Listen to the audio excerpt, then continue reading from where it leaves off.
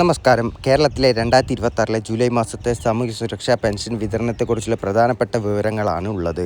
അപ്പോൾ പെൻഷൻ വിതരണം എന്ന് വെച്ചാൽ ജൂലൈ മാസത്തെ പെൻഷൻ വിതരണ നടപടിയിൽ ഇപ്പോൾ ആരംഭിച്ചിട്ടുണ്ട്.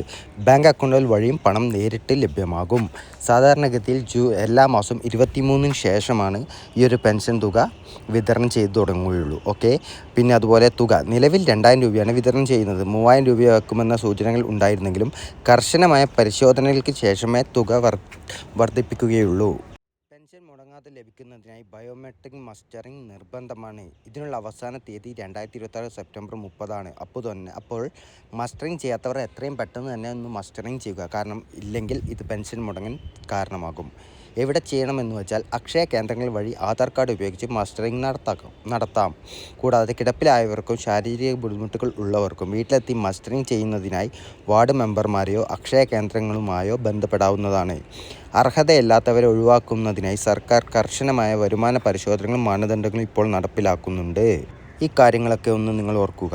കൂടാതെ ഈ ചാനൽ ആദ്യമായി കാണുകയാണെന്ന് സബ്സ്ക്രൈബ് ചെയ്യുക.